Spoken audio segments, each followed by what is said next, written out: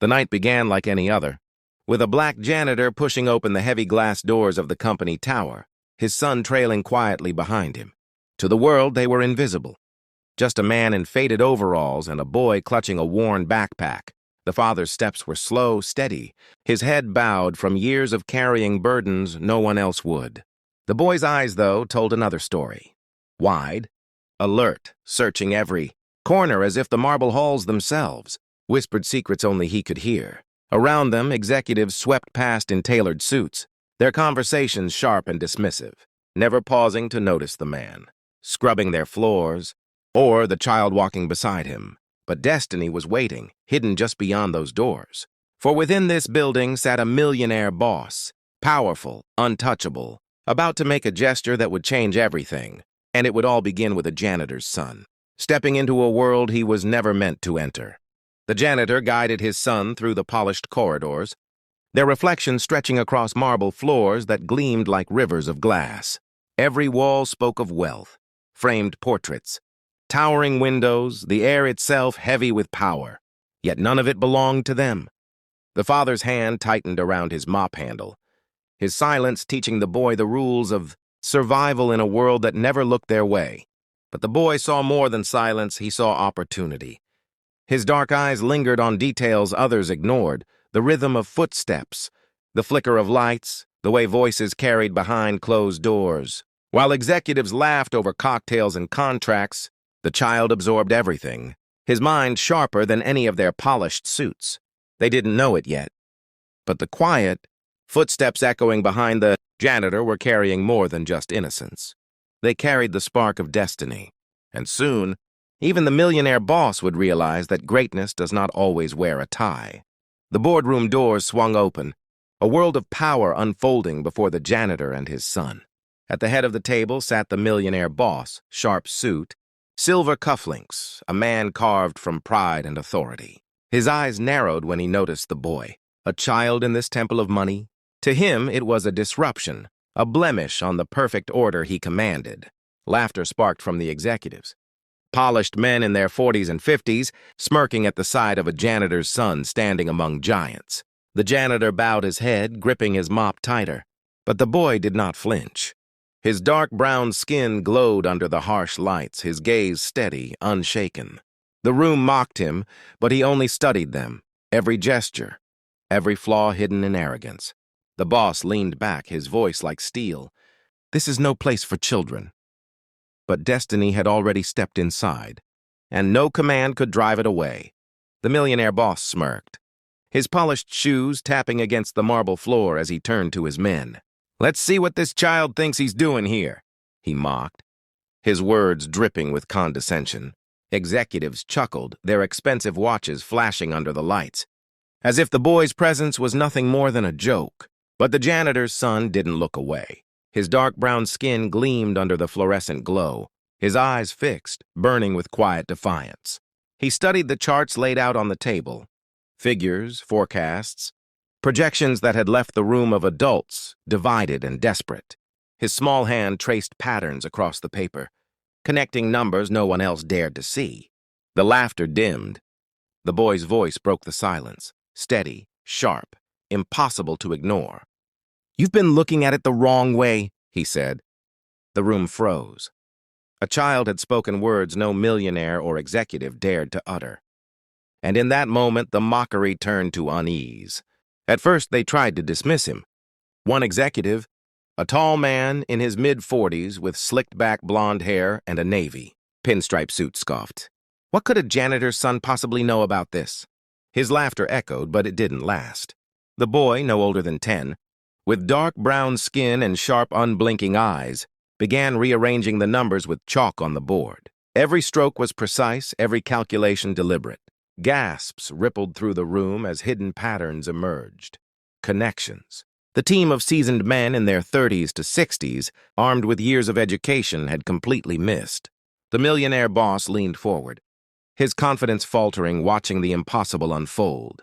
Each correction the boy made aligned perfectly with the investor's demands, exposing flaws in strategies built by men twice, even 3 times his age. The silence was thick, broken only by the sound of chalk against board. The boy turned, his voice steady. "This is how you win." The room froze.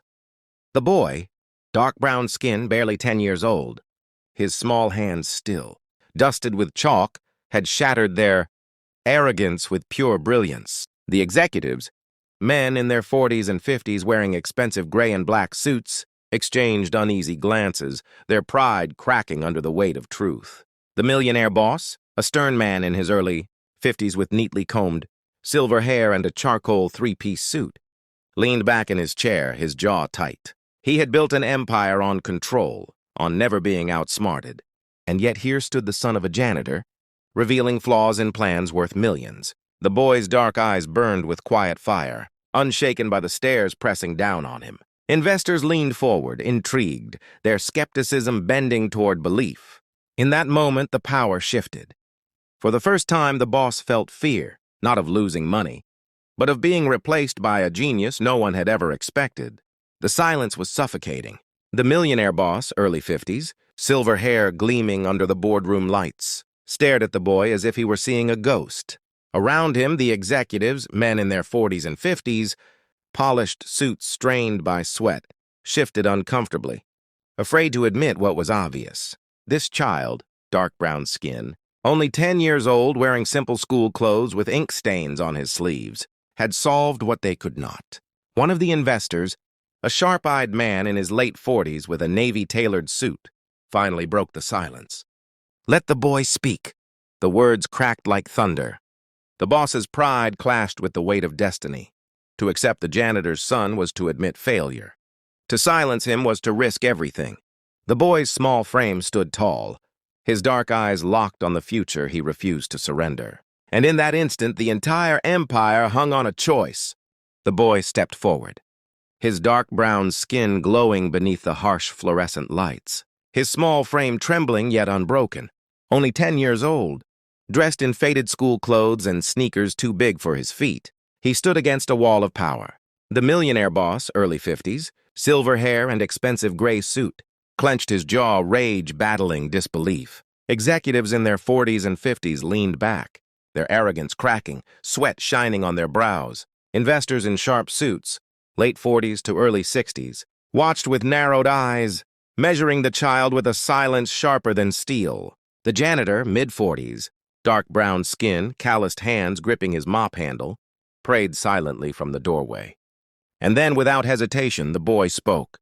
His voice was clear, steady, undeniable. Every word carried truth no degree could teach, no fortune could buy. The room shifted. The power was no longer theirs. It was his. The silence cracked like glass. The millionaire boss, early 50s, sharp gray suit draped over a body trembling with anger, slammed his fist on the table. "This is madness," he shouted. But the boy, just 10 years old, dark brown skin, small shoulders squared in defiance, did not flinch. His eyes burned with a clarity no man in that room could match. Executives in their 40s and 50s shifted uneasily, their polished shoes tapping against the marble floor, pride drowning in fear. Investors, late 40s to early 60s, exchanged tense glances, their patience tested, but their intrigue undeniable. And in the doorway, the janitor, mid-40s, dark brown skin, his overalls stained by years of labor, stood frozen, tears swelling as he watched his son stand taller than men twice his age. The boy's words struck again, precise, unshakable. The truth could no longer be buried. The question thundered over the room. Would they dismiss him? Or admit that a child had just outshone them all? And then it happened.